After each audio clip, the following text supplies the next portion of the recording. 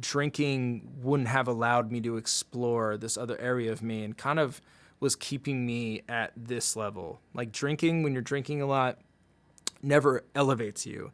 It never progresses you forward. All it does is just keep you here. Keeps you here. You know, you never have heard anybody ever say that I am really glad I started drinking again. Nobody's ever said that because there's no reason to be glad if you've stopped and you've seen the positive aspects that drinking has made towards your life being improved in every way, shape, or form. It's like there's no reason to look back, and that's where I'm sitting right now. I'm really not even like, oh, I'm 100 days sober. I hope I can make it 100 more. I'm almost like drinking isn't even a thing for me anymore. I don't drink, and life has gotten so much better without drinking in every way. So I know a lot of people hit me up on Twitter about being sober. I know a lot of people always ask me questions about it. So I've been thinking about this for a long time. I want to form a place where people can get together and talk about issues with addiction. It doesn't have to be limited to alcohol. It can be any other addiction. I know there's every addiction out there. And even if you're having a hard time in life with depression, if you're having a hard time in life with your family, with work, anything, I know that everybody needs somebody to talk to, and not everybody has somebody to talk to. So I'm going to use Ruin Your Day as a platform for that. Every week on Wednesdays, I haven't decided a time yet, probably around 5 p.m. Pacific Standard Time. I'm going to have Ruin Your Day live for an hour. And basically what's going to be happening is the chat is going to be live, and that's going to be used as the floor for everybody to talk. I might be on a video feed answering questions to the chat. I might pull up some music that Ruin Your Day made to play. I might play some video in the background. It's going to be sort of a free-form vehicle type of feed. There's not going to be really a set thing that we're doing. The only thing that I want to go on is I want people to feel like it's a safe place to come into and talk and vent, talk to other people, maybe give advice. I'll be in there if anybody wants to ask any questions about being sober. I can give whatever advice I can for that. And yeah, essentially, I just think there needs to be a place like that. I think AA works really well for a lot of people because it's a community. It's a strong-knit community. You have a sponsor that holds you accountable for not drinking. You have other people that are going through the same thing as you. You realize there's a whole world out there of people that just don't drink. And that's rare these days, honestly. So I want there to be a place like that on Ruin Your Day that's doesn't have to be just limited to alcohol. It could be anything. You know, like my parents went through some heart problems this year, and that really devastated me. So, you know, I needed somebody to talk to about that. My ex-girlfriend's dog that I really love got cancer. My close friend just had cancer. So it's been tough for me as well this year, and I'm really thankful that I've had Ruin Your Day to talk to you guys about battle rap and forget about the troubles in my life, but I want to give back, and I want to create a platform where we can all come together and sort of be each other's shoulder to lean on every now and then. So just wanted to make this video to talk about me getting sober, my experience with it. Honestly, to wrap this up, being sober is like probably the best thing that's happened to me in a long time. Me breaking up with my ex-girlfriend that I love to this day has been the best thing that's ever happened to me too as well. It's really like jump-started me to make big improvements in my life that I'm really proud of. And yeah, I mean, I think anybody out there that's struggling with addiction, the first question you need to ask for yourself if you're thinking that you might have a drug problem, alcohol problem, any sort of problem is, if I'm asking myself if I have a problem, I might have a problem. Do you want to take the next step to solving it? Do you want to get clean? Do you want to get sober? And all I can say is being sober is amazing. It's great. I would never trade it for anything. It works really well for me. Other people can drink responsibly. I'm not one of those people. I can't drink responsibly at all. So, yeah, guys, I just want to thank you all for helping me through my year of sobriety. You guys really made a huge difference in my life. I want to thank everybody out there that supported Ruin Your Day, all the patrons, all the people that did a watch episode, all the guests, all the people that tuned in for watch, everybody that bought merch, everybody that bought music. It means the world to me. So thank you guys.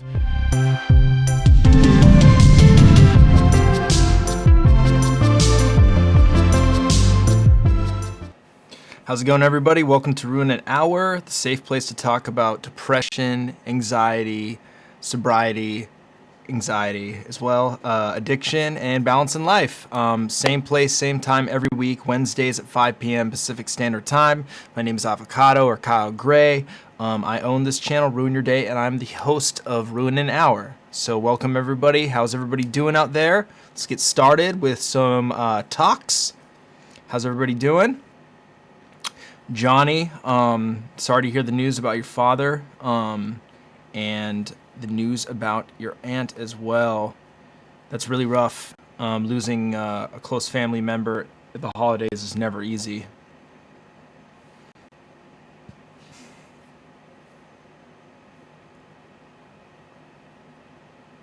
But yeah, what do you guys want to discuss today?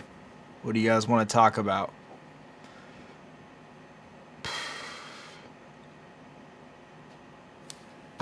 I've been reading that book, State of Affairs.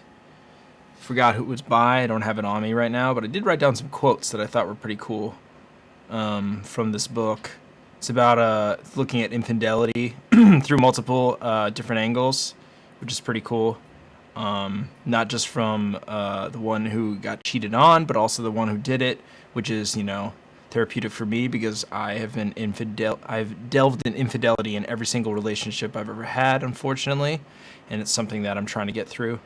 But here's some pretty cool quotes. Being in love is literally being addicted. Love lights up the same areas of the brain as cocaine and nicotine. Thought that was pretty cool. Weaning oneself off of a compulsively thinking about a lost love is akin to breaking a dependency on drugs, which is also fucking dope. It's a cool concept. Here's another interesting quote too. Prescribing the symptom. Since symptoms are involuntary, we can't erase them, but if we prescribe them, we take control. So that's sort of the concept of if you have a symptom of anxiety or something where you constantly need to do this, or trying to find a good example where you voluntarily make yourself do these things, so you kind of take control of them as long as they're not hurtful to you or painful. I think that's like a cool concept. How's it going, Pixie?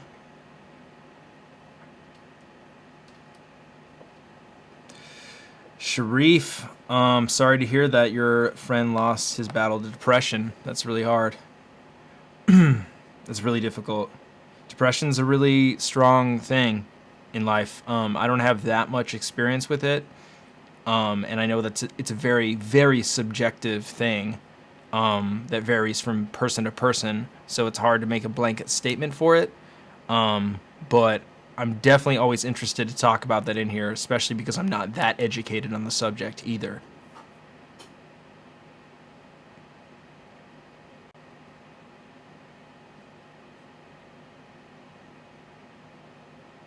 George, thank you. Appreciate that. Hey, Avo, ever since I quit tobacco, I've been eating nonstop, bro. Over a month now. How can I stop eating a lot? So, Arthur, eating is also something you can be addicted to. You can basically have an eating disorder, which is addicted to eating. Eating food is a vice just like anything else, just like smoking too much, drinking too much. So what you're probably experiencing now is nicotine curves your diet or curves your appetite just like coffee does, like caffeine. And a lot of times when people quit smoking, they take up drinking a lot of coffee because it's like a nice vice to do, kind of along the same lines as smoking. It's something that you can do while you're not doing something. So I would say just try to curve your diet as best you can, man. Get on, make a meal plan if you can.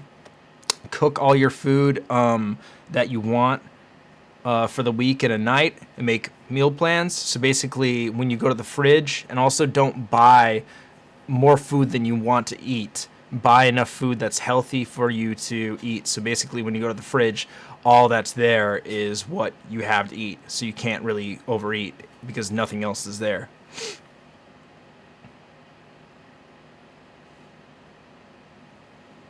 Lucho.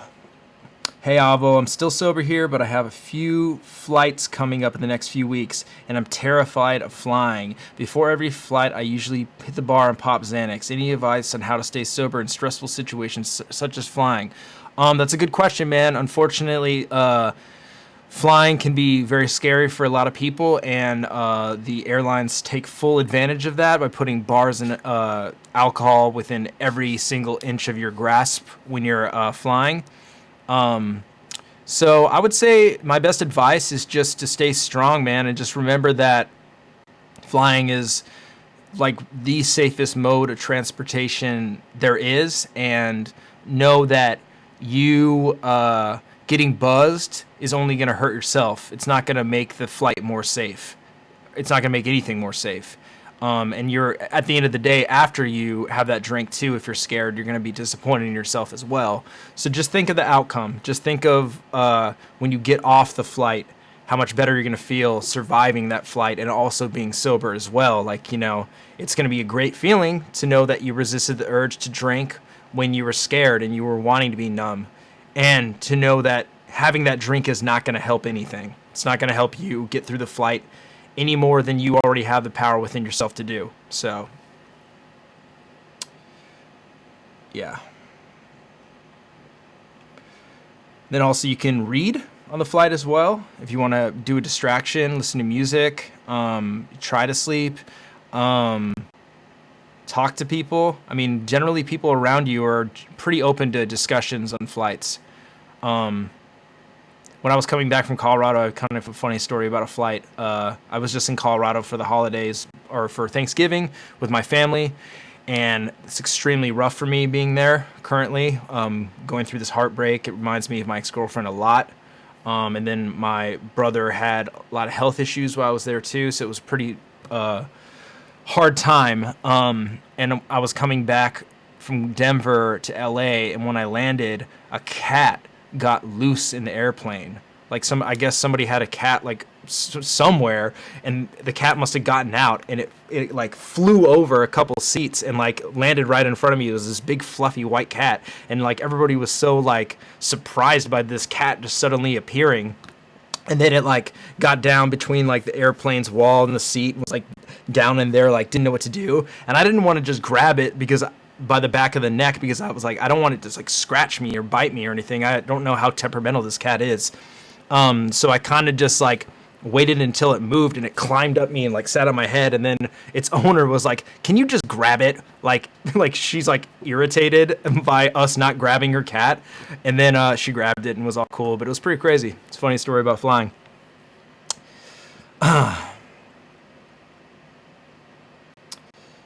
How am I feeling this week in comparison to last week?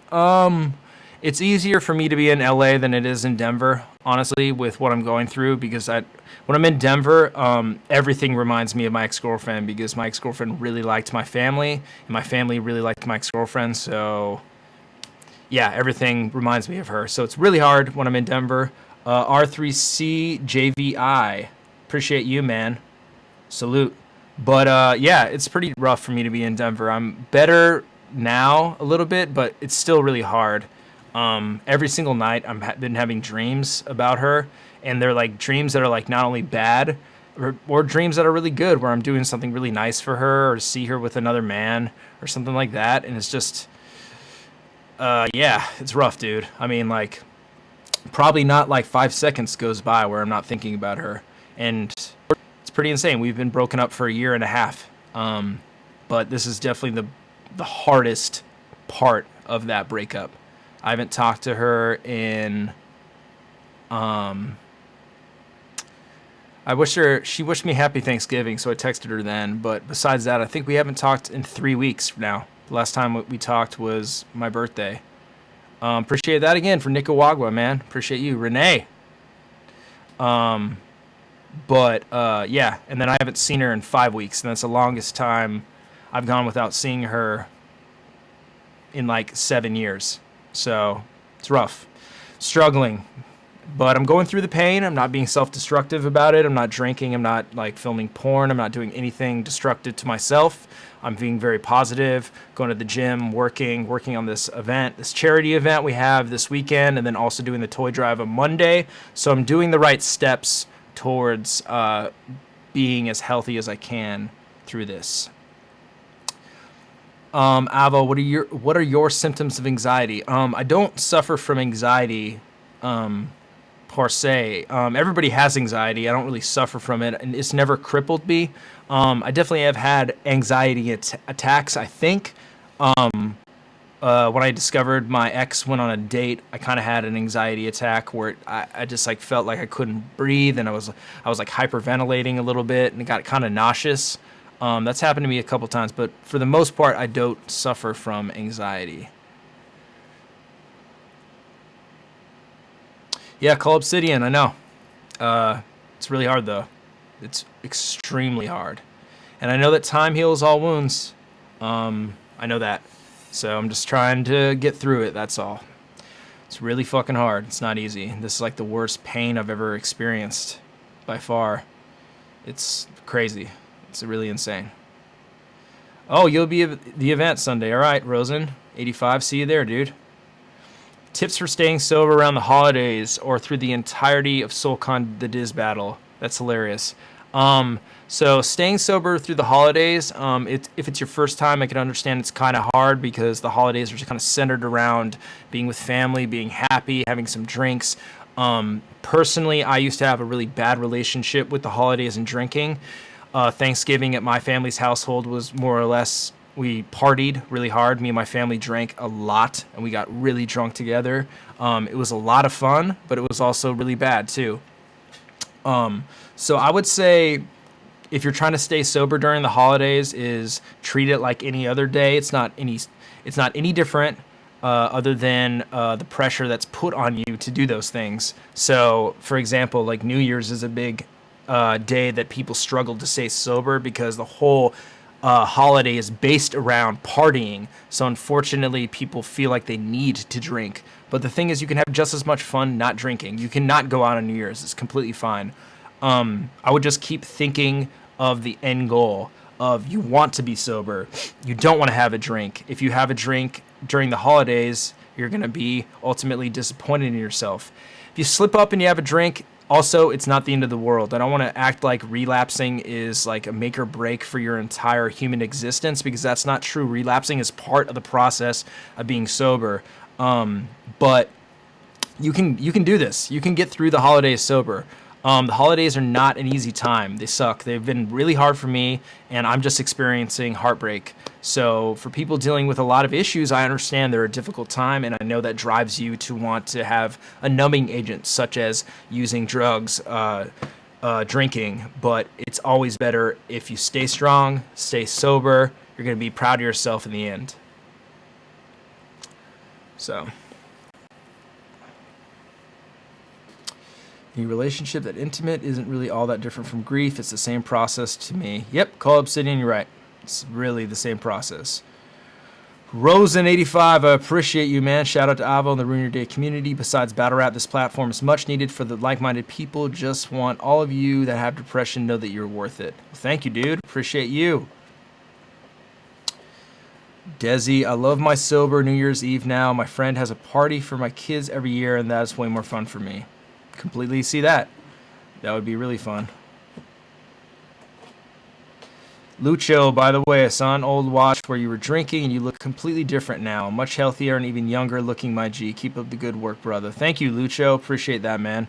Yeah, I mean, I was telling somebody recently that I am really glad those older watches exist, because it's almost like a time capsule of how much I personally feel like I've improved as a person. Not only like my physical appearance, because obviously I was a lot heavier back then, but my conversation has changed a lot. I noticed I was like looking at what I was saying, and I was like, I used to be so much more pessimistic and negative and kind of like just cloudy, I guess, on those old watches. And it's great to have a platform like that now that I can actually look back and be like, wow, I've changed a lot. I'm really proud of myself, and like compare the same environment. And the only difference is these changes that I've made in my lifestyle. Derek, I lost a friend last night, not death, but they chose alcohol over what matters, and they decided to cut me off because they tried to justify the lies they were telling me. Sorry to hear that, Derek. That's rough. I mean, when people don't want to hear truth sometimes, they definitely will go on the defense and cut people out of their lives that are really, in the end, just trying to help them. And that's unfortunate, because I'm sure all you were trying to do was help your friend.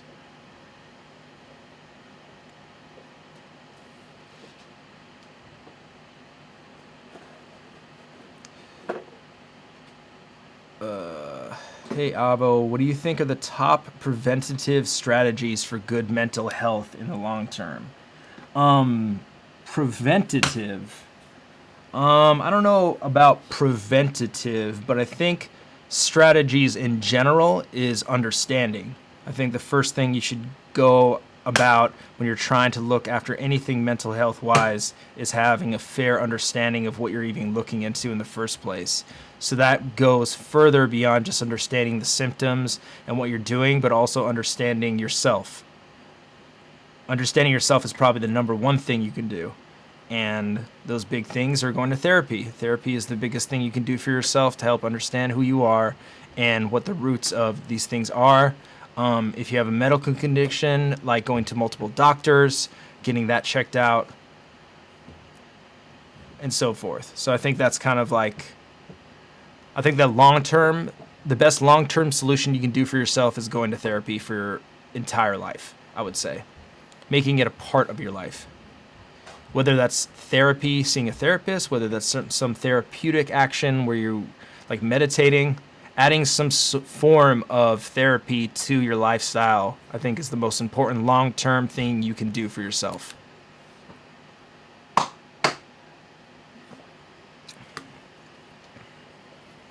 Drinking is temporary relief for whatever problems are there, if that's the method you choose to go about things. I drank a lot during college to soothe my mental problems. Yeah, Theo Huxtable, exactly. Drinking doesn't ever solve anything. If anything, it just puts a numbing agent on what you're already going through and caps you out where you're at, or brings you down. It doesn't ever bring you up.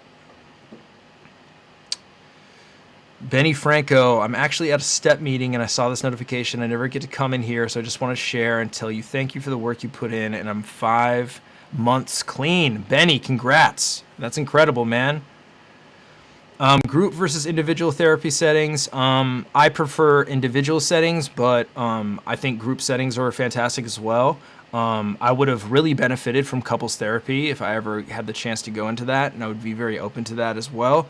AA programs are for more or less group therapy, and I think they work great. So it's all really about finding out what works for you and the best therapy that's suited for your case. I stopped because the doc couldn't balance my ADHD meds and depression anxiety meds. I'm hoping in the next couple months when I move to the West Coast I get another job and I can try a better doc. Patrick, so you're saying you want to try a better doc because you want the benefits of the job to cover that insurance-wise? Jordan X, appreciate you, man. I currently do neurofeedback with my therapist, and I find it to be a lot more impactful for my anxiety. Rosen, what's neurofeedback? Can you describe what that is?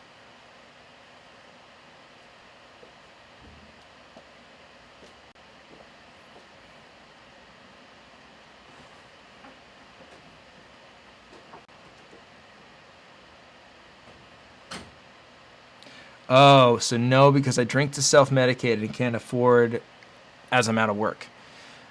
Patrick, that's really understandable, man. I mean, therapy is a luxury. Getting help is a luxury, unfortunately, in this country. But hang in there, man, because there's a lot of opportunity out on the West Coast, and I'm sure you'd find a job that's going to give you some benefits. What exactly are you needing? You needing medical help? Is that the issue, Patrick? JC, appreciate you, man. Champ.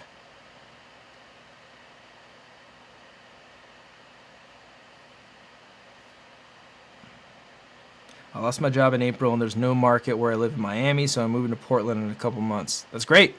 That's great. There's a lot of opportunity up there. The mailman, what's up? Good to see you, dog.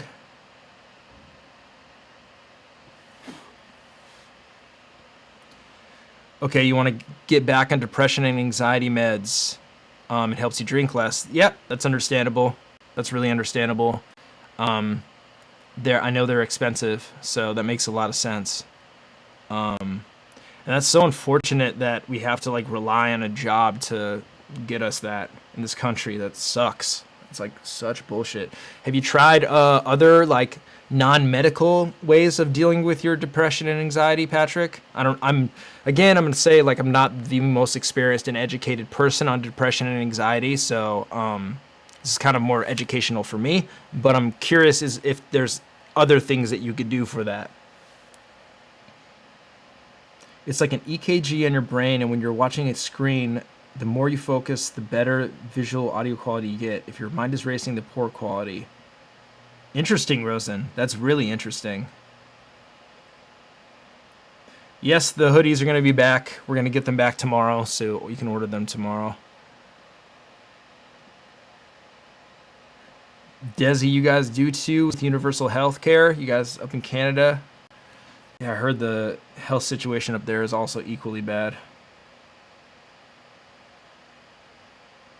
I try to meditate to calm down, but I have an imbalance I've had since I was a teen. Yeah, I guess meditating would be a good bet too, right? That's like literally all I could think of to do that's like free.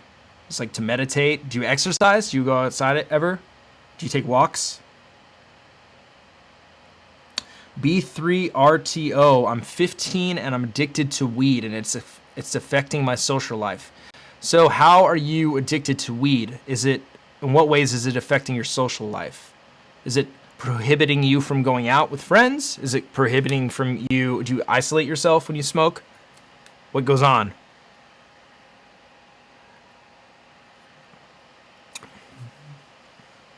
Yeah, Patrick, I see that cycle. You get lazy because you drink, and then you're probably frustrated because you don't work out, and then what makes you want to drink more.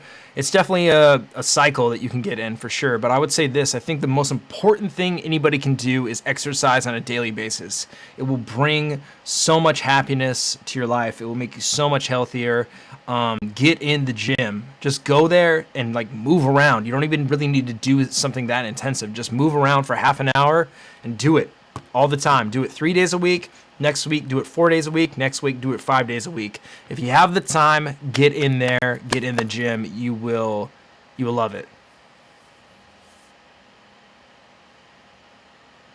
Do you write down how you feel? What I've started doing is when my anxiety kicks in, I write down everything in my mind. It helps me see it on paper as it's mostly irrational thoughts. That's a great suggestion, Theo. That's amazing. Yeah, I got my little brother actually gave me a reusable bottle, so I've been drinking out of this thing. It's not a gallon, but I'll just refill it.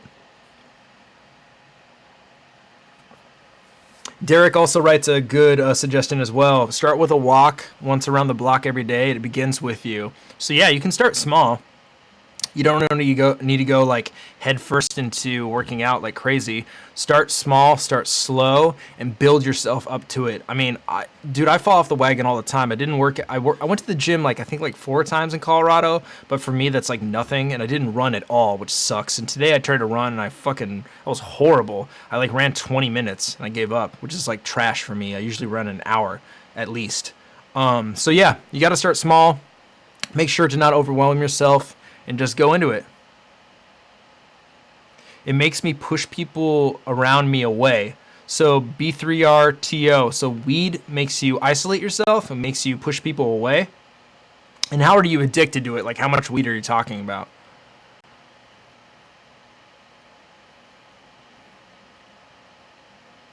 Yep. No, maybe a unicorn. You're 100% on point. Excuse me. Exercise, eat healthy, and meditate. Those are so important. I think I heard a quote which is even more hilarious, by Will Smith saying, if you don't do anything in the day, you should be sure to run and read. And it's kind of the same thing as eating healthy, exercising, and meditating. Doing something that's therapeutic for your mind and your body every single day is so important. You know, like I'm a super big victim of not reading every day. I don't meditate. I should. It'd probably help me a lot with this heartbreak I'm going through. But I find it the best when I do something that's not just working all day, being on social media, being in front of a screen. When I go outside and when I talk to people, I just feel so much better. It feels so much more connected with like what's going on, rather than I'm like also really debating deleting Twitter off my phone, because social media can be such a powerful tool and you can use it for so much good, but it can be so negative. And I understand that's a point of view and that I'm choosing to, have that perspective. But man, like if you're only going on social media all day, it's so fucking draining. It can be the most draining thing in the world. So get outside, take a walk just around the block, listen to fucking music that you like put on an album that you like and just walk until the album's up. You smoke about an ounce a week. Is that a lot? I have no idea about anything in drug measurements, so I don't know. Is that a lot?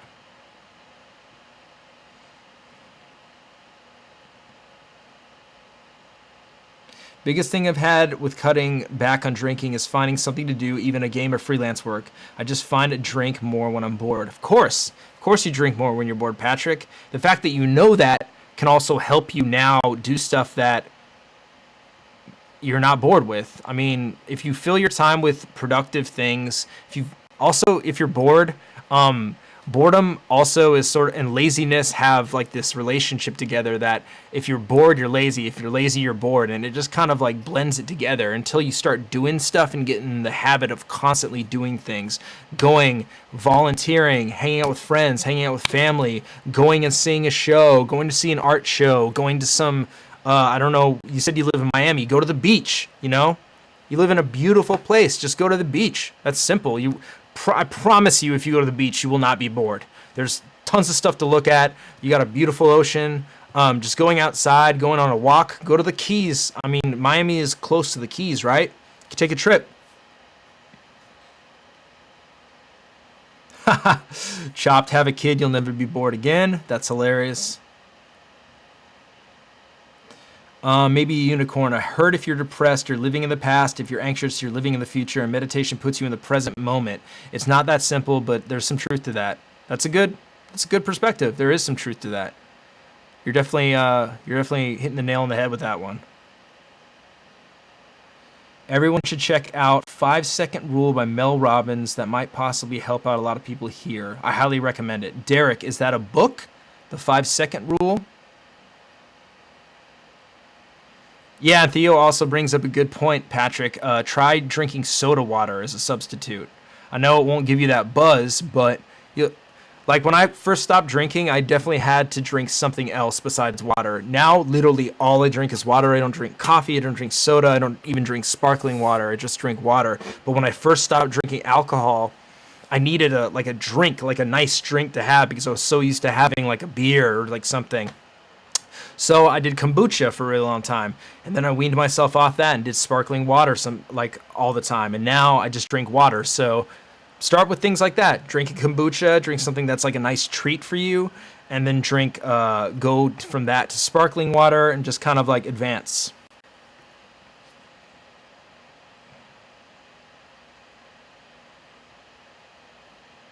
Yeah, Patrick, just take I mean, I know that since you got laid off, you don't have like the financial ability to like move around, but just taking walks is like so therapeutic. Mel Robbins has some really good TED Talks about how to control your life. It's a really good audiobook. Hell yeah, I'll check that out. I'll fucking look into that. That's dope. That's hella dope.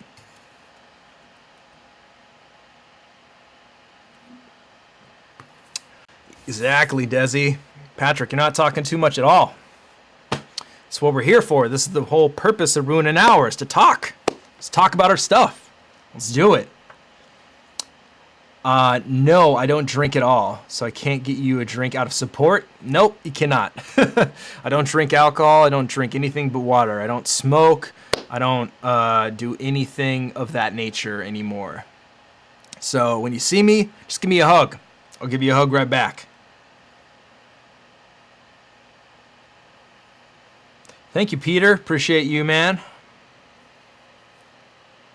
Read the pale blue dot. Let me know what you get out of it. I'll look into that.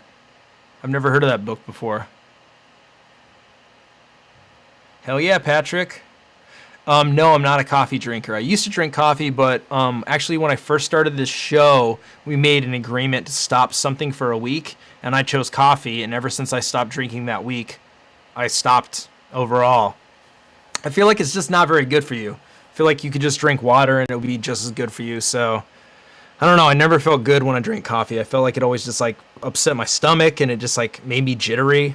I don't know. And then I kind of became too dependent on it where I would drink like 2 or 3 cups a day. Pete, thank you, man.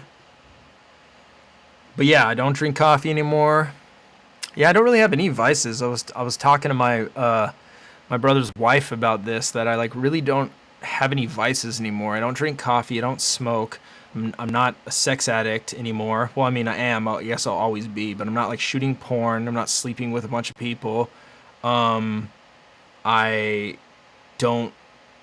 Yeah, I don't know. I guess I don't have any vices. I guess like the one vice I would have is I eat fucking ice cream all the time now, which is pretty like embarrassing, but also hilarious. And yeah, I like good food. I like to eat good food a lot. And exercise, I guess, is a vice of mine. But yeah. That's why I switched to tea. Yeah, exactly. Tea is a lot better for you, I feel. How can I stop drinking coffee as I'm drinking like a half violin of it? Just stop, dude. Trust me. It's fucking easy to just stop. You'll feel better. I mean, I think that's the biggest thing with stopping anything is once you stop doing it and you feel better, you just want to not do it anymore. That's how I feel with drinking. That's how I feel with coffee. That's how I feel with cheating on fucking in a relationship. I feel like just when I quit doing those things, I felt 1,000 times better about myself as a human being.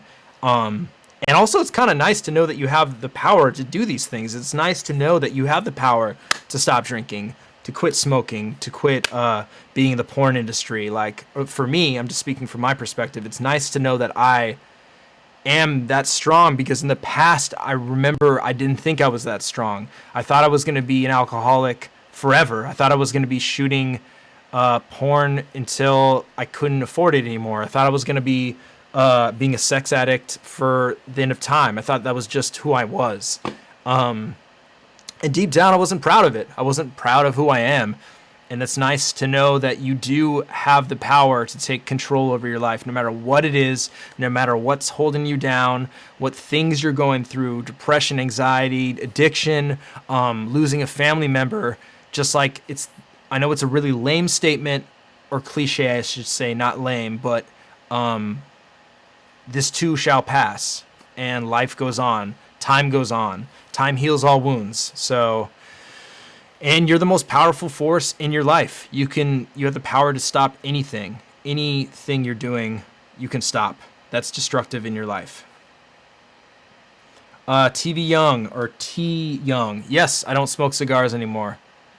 Blue, 9 weeks and going no cigarettes. Congrats on that. Frisky, I know it's not easy, but you have the power. You definitely have the power to do it. I know it's not simple, but you have the power. And yeah, also, Desi, I echo your sentiments about you might get headaches from caffeine withdrawal. The headaches will go away after time. Oneness, avocado, you should try vegan ice cream. I tried it and it made me feel better overall. It tastes amazing as well. I'll look into that. I like a lot of vegan stuff. I fuck with the vegan lifestyle heavy. Heavy fuck with the vegan lifestyle.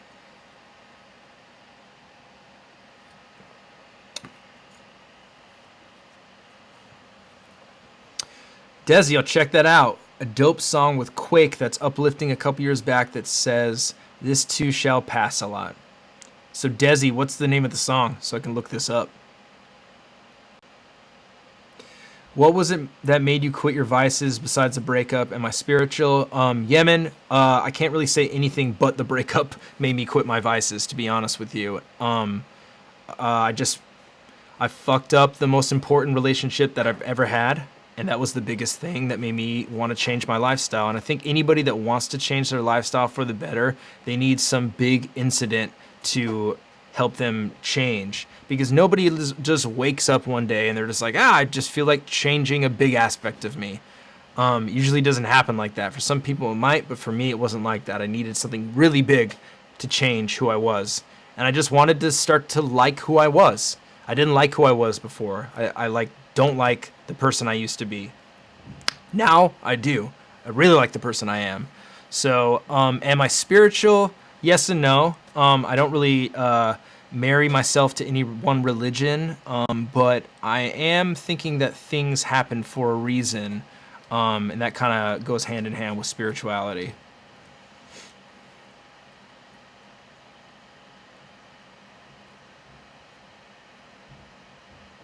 I have not watched Game Changer yet, but I heard it's good. Why me? All right, Desi and Quake, check it out. I'll peep it. I haven't done yoga. My little brother does yoga a lot, and he likes it. I tend to just lift weights and run. But I've been thinking about doing yoga a lot recently. I just can't really get behind the hot room yoga because being hot is so uncomfortable for me. Trying to quit smoking weed. Quit weed. Any tips? I wasn't ever really addicted to weed, so I can't really give you any tips. Anybody in the chat want to give any tips for Gregory trying to quit weed? Do you notice the difference now filming battles sober than intoxicated? Like what switched up with your pre-production? I mean, everything is different. I used to be drunk filming battles, and it would like greatly, there was like tons of mistakes I made. And my mood has changed. I used to kind of be a mean person, to be honest. And that's changed through drinking. Like when I used to interact with people on shoots, I was like kind of rude and mean. And that doesn't really happen anymore because I don't have that thing that's kind of stirring up my temper. Steve Clock, dealing with the loss of a friend to addiction. It really forced me to look at my own problems with drinking. Exercise and writing again have been a great step towards inner peace and finding happiness. Steve Clock, congrats on that, man. That's not easy to do. I understand that's really difficult with the loss of a friend, especially to something like addiction. But that is amazing that you were able to find something positive out of it and reflect on yourself.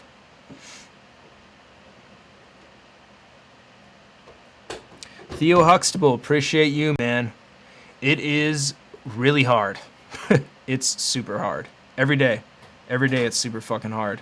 And I thought like not talking would bring distance and make things easier, but it's been the most painful thing I've done by far. So every day I think about it constantly. Every night I dream about her. Like it just fucking sucks dick. So excuse my language. Blue, thank you, man. Appreciate you. Casey, thank you. Appreciate that. It's good to know that it's like visible, that I've gotten a little bit more focused.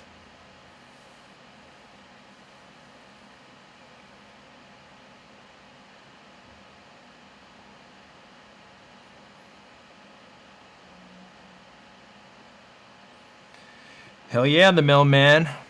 It's good meeting you too, bro. I've always wanted to get into filming battles, just don't know where to start. I would say whatever local league there is, and there's always a ton out there, just reach out to them if you have a camera and just be like, I'll come help you guys film for free. And that's how you can get in the door.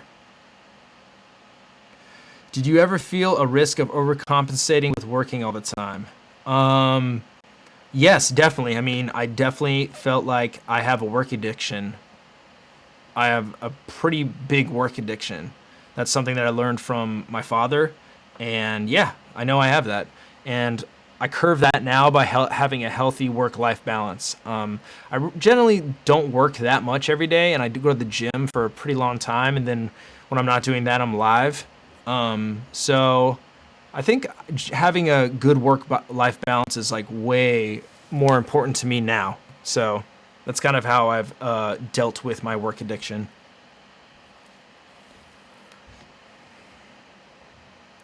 Theo Huxtable, thank you, man. Like, that means a lot to me. Really appreciate you saying that. And I hope you get through your heartbreak, dude. Like, believe me, I feel you. I fucking feel you. Blue, I do a 32-mile ride once a month. That's crazy. Are you talking about on a bike?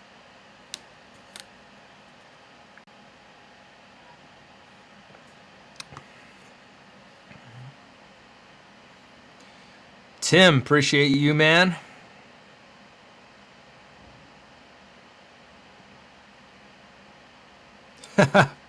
Frisky, hell yeah. On the bike, that's crazy. Arthur, do you express yourself to your girlfriend about your feelings and emotions? You're going through the breakup. What's her perspective of you as being sober, literally just to get her back? Well, I think there might be some miscommunication because I'm not sober just to get her back. I'm going to be sober regardless if me and her end up together or not. I made this change for myself. To be honest, the drinking wasn't like the core reason why we broke up. It was definitely part of a bigger picture. But yeah, me and my ex-girlfriend talked a lot. I definitely would not be where I'm at right now without her. She helped me get sober from my sex addiction. She helped me get sober from alcohol. She's helped me through the breakup immensely. She's been as kind as she possibly could while also giving a healthy distance to not confuse me. Yeah. So I've told her everything. I've told her how I feel in a respectful manner. And yeah, I think like even though we're not talking and I haven't seen her in like 5 weeks, that she's still like one of my best friends, and I could call her right now and she would pick up and we could talk. Just can't do that because I'm trying to really break up with her. I'm trying to like really imagine a future without her, and I don't know how long that's going to take. But yeah, I can't keep breaking up with her all the time. It's like been a year and a half, and I need to look out for myself. So mine was a breakup and a loss to her addiction. So we're all there, brother. I'm glad we have this community. So awesome to come and see so many people working on these things together. Steve Clock, hell yeah. Thank you, dog. All right, I'm literally the fridge. A friend of mine is going through a breakup and is contemplating suicide. What do I say to him? So the fridge. Good to see you in here too, man. I would say to say to your friend is that another person shouldn't hold so much value to your life that you're willing to end your life because you can't have that person in it. I would be fucking lying to say I haven't had suicidal thoughts throughout this breakup. I remember like one time I was in an Uber and I was coming back from my ex-girlfriend's house and I felt so bad. I just literally wanted to open the door and jump out of the car and hopefully die. There's been times I've been on my roof and I've gotten done talking to her and I wanted just to leap off the roof. So I've had suicidal thoughts too, but I don't act on them because I know that this is just a stage in my life that's going to be incredibly painful for a long time possibly, but suicide not only is not the correct option, but it's going to hurt everybody in my life if I choose to go down that path. It's going to hurt your family. It's going to hurt your friends. Right now, this breakup is just hurting you, and although it sucks, it's just hurting one person, and you can get through this. You're stronger than this. You're stronger than a heartbreak. A heartbreak cannot kill you. All a heartbreak can do is cause you emotional pain, and it will not kill you. You can get through this. So I think that's the best advice I can give, and be there for them when you can. Let them know that you love them and that you're there for them whenever. Also let them know that it's okay to be sad.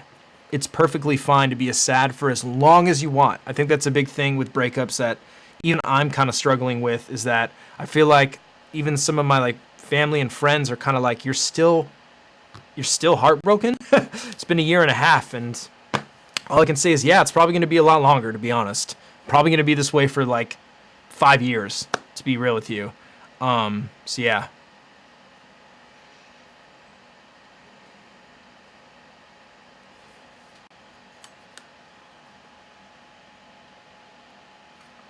Yep, Desi, it's rough. It is really rough. Yep, and exactly what Rosen says. Suicide hurts more than just yourself. It's not something you can redo, or you can do it by mistake. And encourage them to get professional help. I also agree with that. Enigmatic ecstasy. Encouraging people to get professional help when you're dealing with something like suicide is extremely important.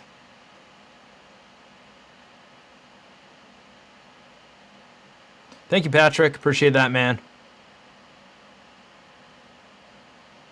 Yeah, friends just tell me to go find someone new, like somehow that will help. Yeah, I know. I've heard that so many times. Like, oh, you'll get through this and you'll find somebody. Like that's the problem. Like I'm sad because I don't have somebody. It's like we're fucking heartbroken because we don't have that person, like that one person that I thought I was going to be with forever, that I thought I was going to, like, at this time in my life, I thought I was going to be married to, have kids with, buy a house together. Like, that was who I thought I was going to be with forever. That's why I'm sad, not because I'm not in a relationship of any kind, not because I'm lonely. It's just because I miss the person I'm in love with. So I definitely, Desi, that's crazy because people tell me that all the time too. Oh, you'll find somebody. It's like, yeah, that's not the issue here. So,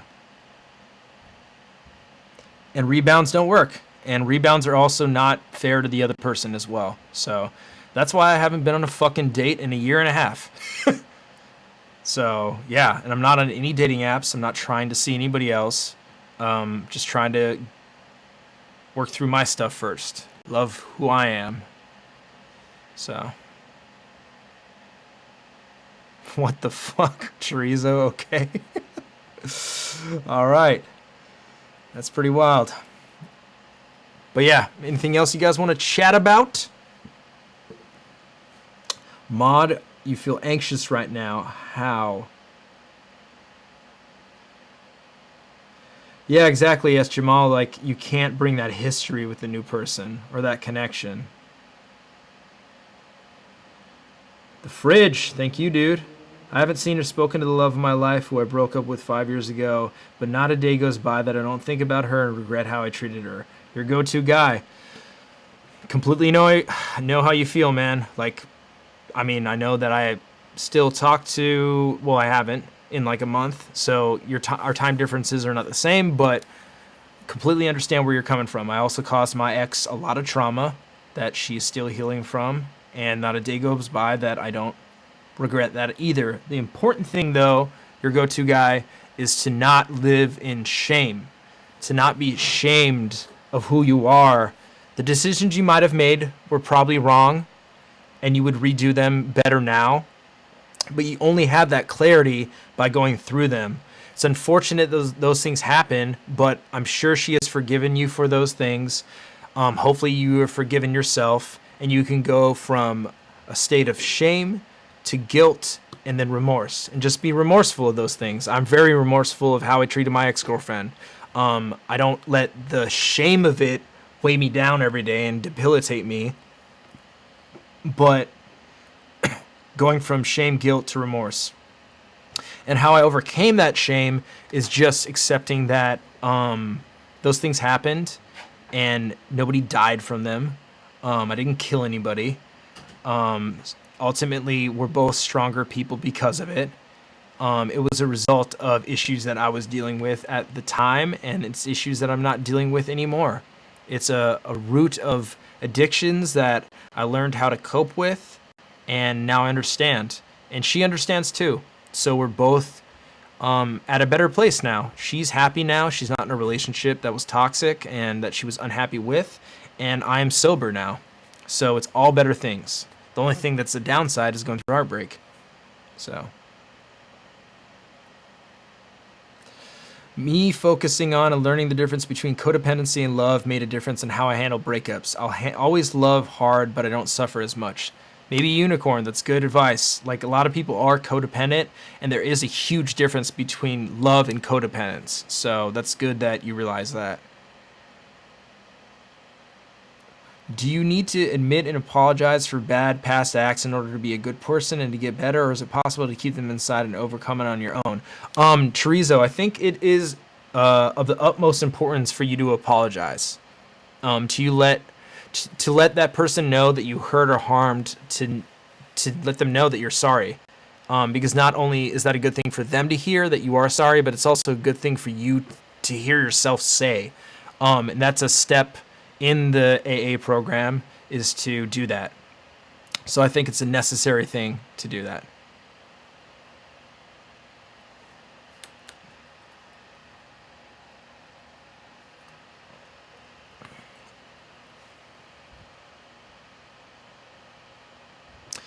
Arthur, that's not true, man. There's somebody out there for everybody. You just got to have patience. I mean, I'm a living, walking example of that. You just gotta have patience, man. Joseph Johnson, that's good advice right there. Be grateful for the things you have instead of the things you don't have. That's amazing. And that's also a quote that I wrote down about jealousy and envy. And envy relates to something you want but don't have. Jealousy relates to something you have but are afraid of losing. This book is cool. It's got a lot of quotes. I love it.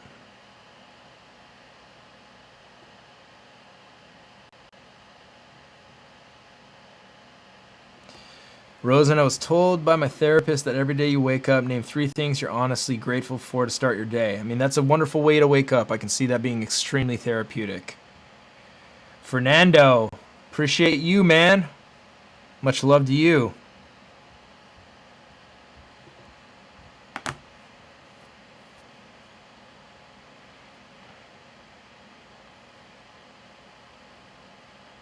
The book I'm reading it's called A State of Affairs. Actually I have a picture of it so I can just tell you who wrote it. Excuse me.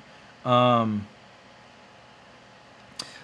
State of Affairs, Rethinking Infidelity by Esther Perel. Esther Perel. I'll just read like a little excerpt from it. The shift from shame to guilt is crucial. Shame is a state of self-absorption, while guilt is an empathetic, relational response, inspired by the hurt you've caused another. We know from trauma that healing begins when the perpetrators acknowledge their wrongdoings. Often when one partner insists that they don't yet feel acknowledged, even as the one who hurt them insists they feel terrible, it is because the response is still more shame than guilt, and therefore self-focused.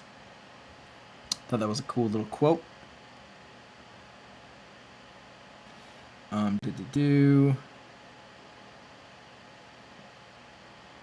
She even has a podcast.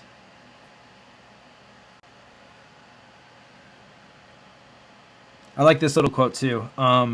We are willing to concede that the future is unpredictable, but we expect the past to be dependable. This is where we're kind of talking, I think she was talking about betrayal and infidelity. How do you avoid getting with the same type of person over and over, Maud? I would just say date outside your expectations. Every single girlfriend I've ever had has been massively different. I always joked that I didn't like white women, and my ex-girlfriend is white and black. She's mixed, but she looks extremely white. So I've never really had a type. Well, I mean, I always thought I had a type, but I always ended up with somebody that wasn't quote-unquote my type. So I think that whole type system is really bad because it sets up these constrictions and confines you to something that there isn't room for growth in. And the dating world and yourself and who you are as a person, you need a lot of growth. You need to be able to experience people of all different backgrounds, all different shapes and sizes. Like, love is boundless, in my opinion. You can fall in love with anybody with the right amount of time. And you need to be open to that. So I would say date outside your type. Go on a date with somebody that you like might think you might not be into.